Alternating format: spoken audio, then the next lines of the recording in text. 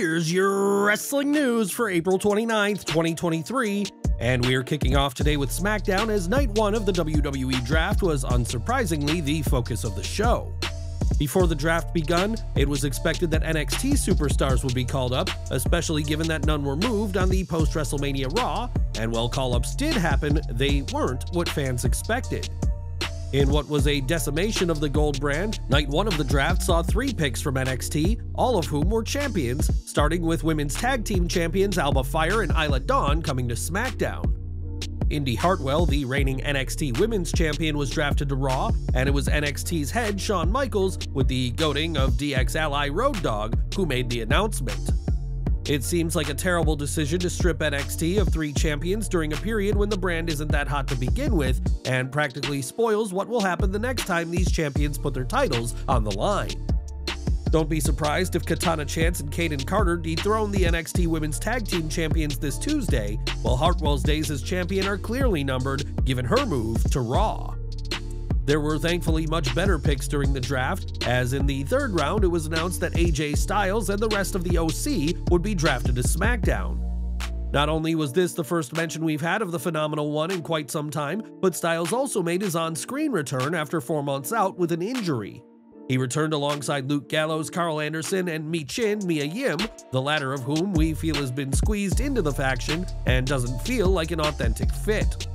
While it made sense for the OC to have a female member during their feud with the Judgment Day, that storyline is practically ancient history in WWE logic, considering it is 4 months old. Either way, Yim is here to stay with the OC, and we hope that she and the rest of the group have an excellent and dominant run now that they're on SmackDown. Arguably the most controversial pick took place in the 1st round, as Bianca Belair was SmackDown's 2nd draft pick, despite being the Raw Women's Champion.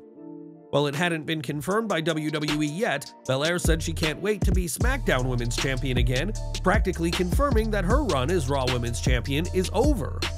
If history is any indicator, expect Rhea Ripley to be drafted to Raw, and for her and the EST to switch titles like Charlotte Flair and Becky Lynch did in 2021, though hopefully without the backstage drama. Belair captured the Raw Women's Championship at WrestleMania 38, and she was mere weeks away from having the longest reign in history, so to end that with a draft-related title swap feels incredibly lazy. This move also comes just over a week before Belair will defend the Raw Women's title against Io Sky at Backlash, despite Damage Control also being moved to SmackDown. That means that 2 women will fight for a championship that neither will be allowed to keep in what is arguably the most baffling booking decision during this year's draft.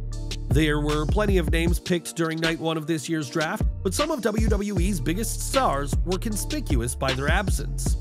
PW Insider Elite reports that neither Randy Orton nor Drew McIntyre were present at this week's SmackDown, despite McIntyre being picked by Raw in the 5th round.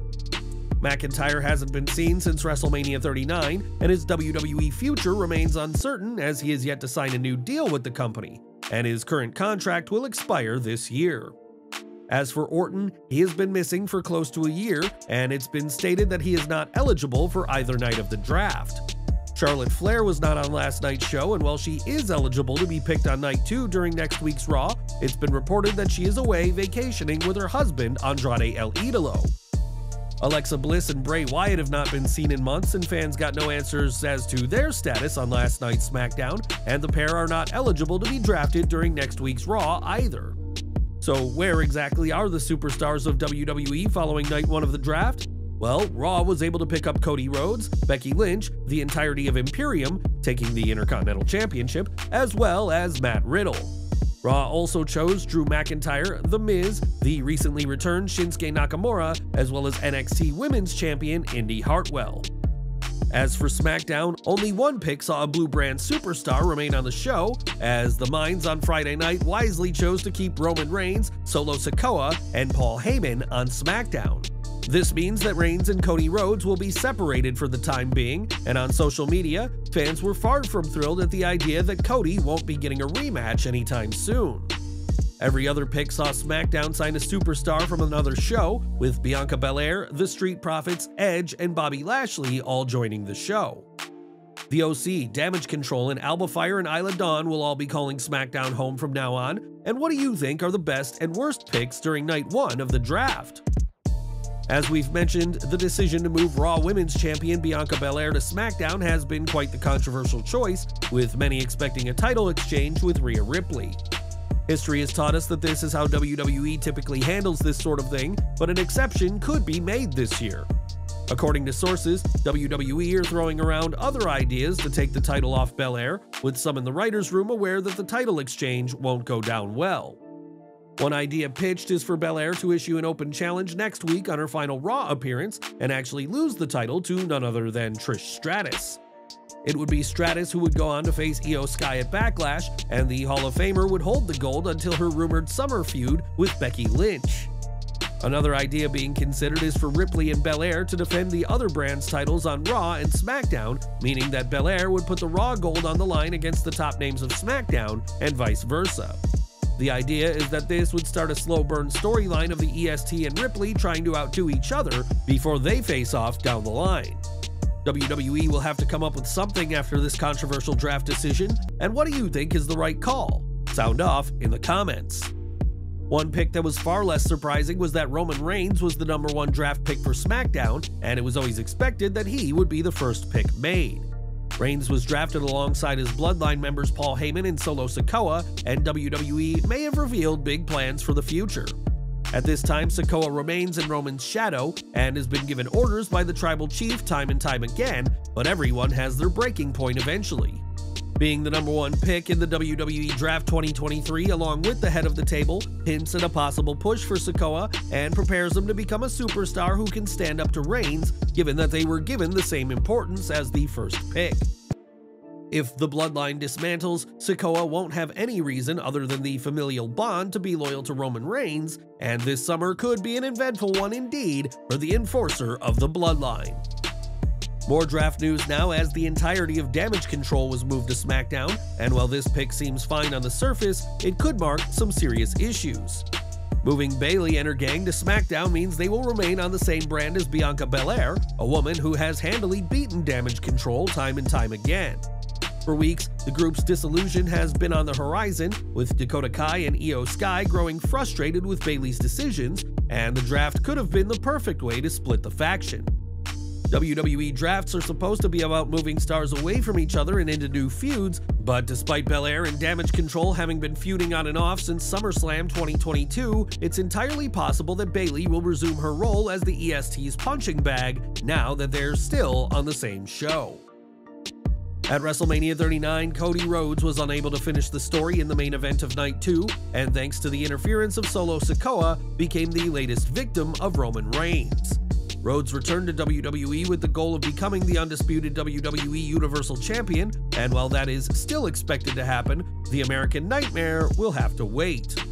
That's according to WrestleVotes, who, when speaking to Give Me Sport this week, revealed that a rematch between the two is on the table for the main event of WrestleMania 40 in 2024.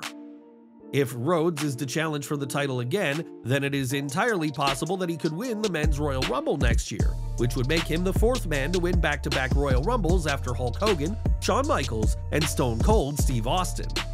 This rematch for the title would also mean Reigns will likely be holding the championship until WrestleMania 40, and Night 2 of that show would mark day 1,316 of his incredible run with the gold. The fact that the two have been drafted to different shows practically guarantees that the next singles match between the two will be at WrestleMania, given that they'll be kept on different shows until then. Cody winning the Rumble would in theory be the only way he'd be allowed to move brands to SmackDown and challenge Reigns without a draft taking place between now and WrestleMania. WrestleMania 40 is close to a year away, and WWE has plenty of time to change plans between now and then, but don't be surprised if Cody wins the big one at WrestleMania, albeit a year later than expected. And we're ending today with Bobby Lashley, who is now part of SmackDown and has wasted no time in making his claim to the undisputed WWE Universal Championship. In a tweet, Lashley said, "It's been a minute," referring to the fact that he debuted on SmackDown back in 2005 and tagged Roman Reigns, making it clear that the Tribal Chief is his target.